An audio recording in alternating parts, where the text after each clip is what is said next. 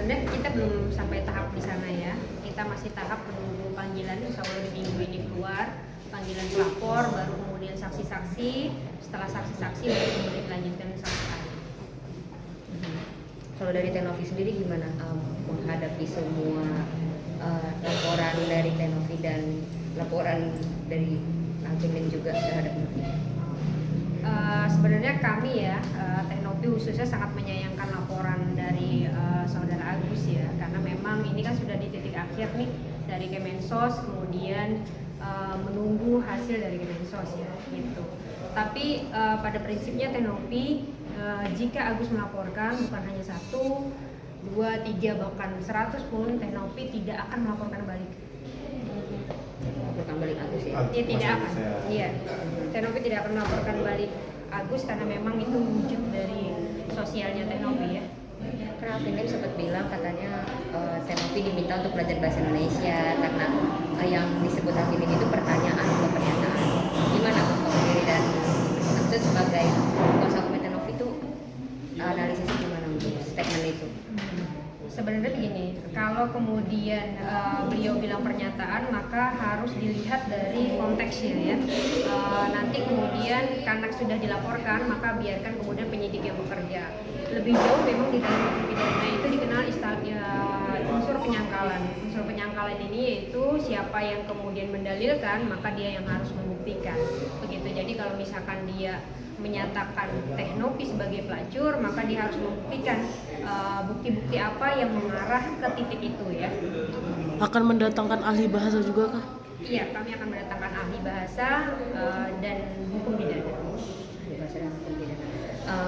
Kalau terkait pernyataannya Alvin Lim yang mempertanyakan soal asal uang yayasan, itu kan juga masih termasuk, ini kan laporan juga ya. Tapi kan juga disebut pertanyaan bukan pernyataan. Gimana nanti?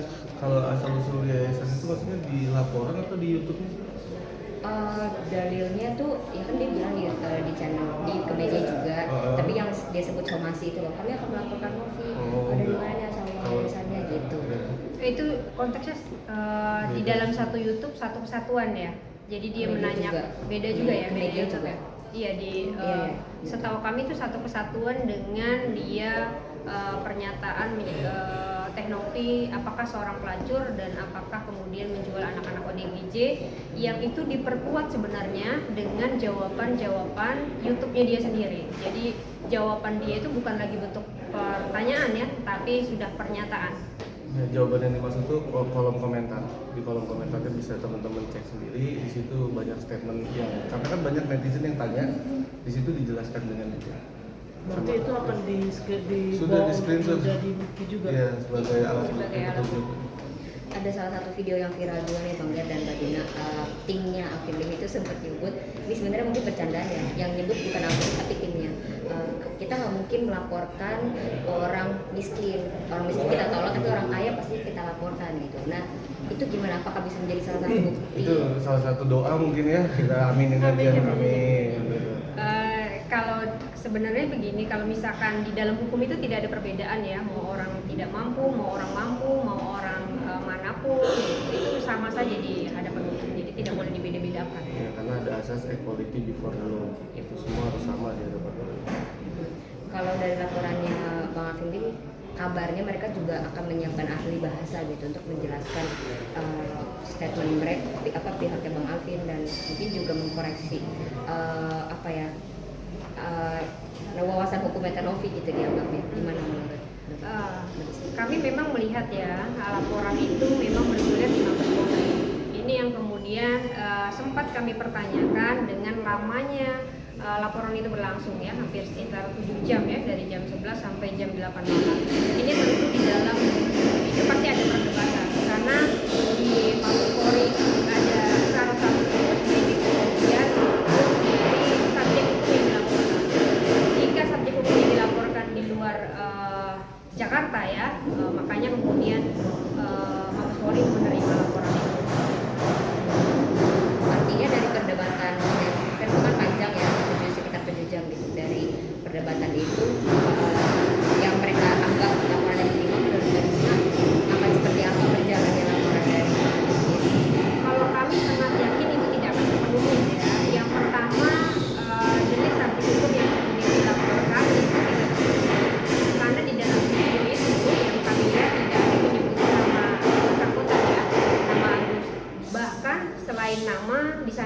tidak menyebutkan inisial sama sekali itu di sana.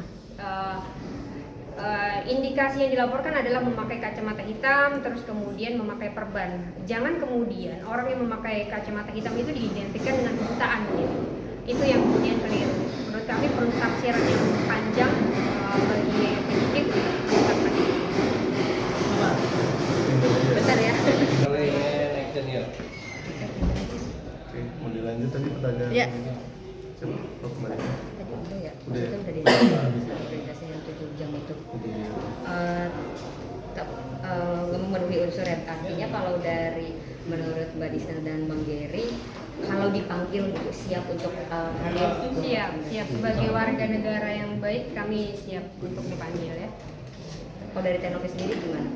Tenovi posisinya sebenarnya hatinya hancur ya, karena memang ini sudah menyangkut harkat martabat perempuan dan juga mengenai anaknya ya. Jadi anaknya itu ditanya-tanya oleh temannya. Memang anaknya Tenovi tidak menggunakan gadget, tapi temannya yang kemudian juga mungkin dari percakapan apa segala macam itu yang kemudian bertanya. Ya mungkin itu sekedar tambahan juga. Mas AS ini kan membuat laporan lagi kepada Tenovi yang sebetulnya kita lihat ini sebenarnya mencederai apa yang memang diinisiasi oleh Kemensos sebelumnya ya, kalau nggak salah gitu kan, walaupun kita belum dipanggil sih, tapi di situ yang kita pahami adalah pihak Bang Densu dan pihak Bang Farhad di situ berdamai, pihak Bang Farhad dan kawan-kawan, pihak Bang Densu dan kawan-kawan gitu kan. Kita sudah sangat clear diinformasikan oleh Bang Densu untuk tidak melakukan apapun itu gitu kan, untuk apalagi laporan gitu kan. Nah, kita nggak tahu nih dari Bang Farhad apakah menyampaikan itu atau seperti apa ke Mas AS itu.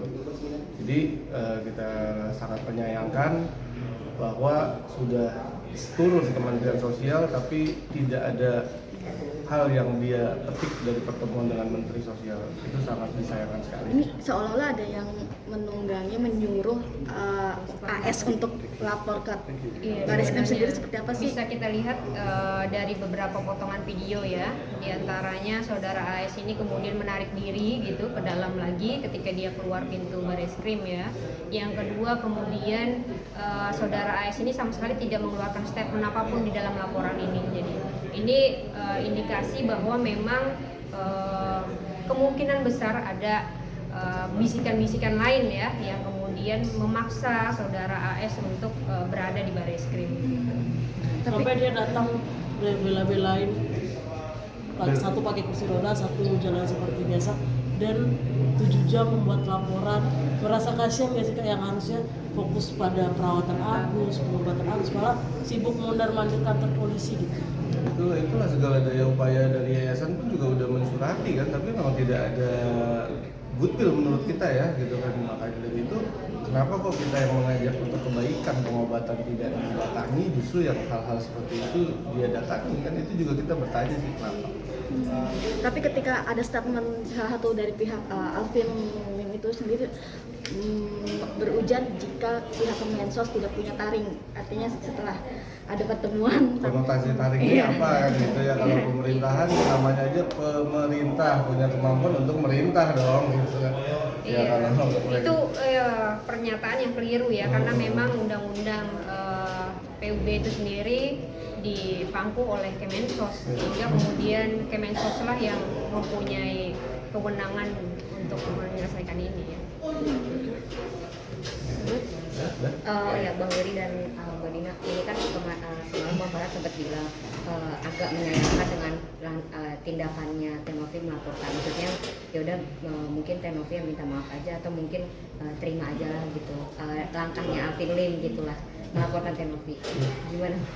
Kalau iya beda konsep, beda ini. Hal yang berbeda antara apa yang dilaporkan oleh Tenovi terhadap saudara AL gitu, dengan permasalahan donasi AS saudara Agus dengan yayasan gitu. Kalau apa yang dilaporkan itu adalah menyangkut harkat derajat diri pribadi dan profesi pramugari serta juga perempuan secara umumnya, sehingga kalau Tenovi tidak mengambil langkah hukum, ini akan menjadi catatan buruk sepanjang masa, sehingga memang kami berpandangan langkah hukum yang dilakukan itu adalah langkah untuk membersihkan nama baik Teknopi dan masyarakat Bali.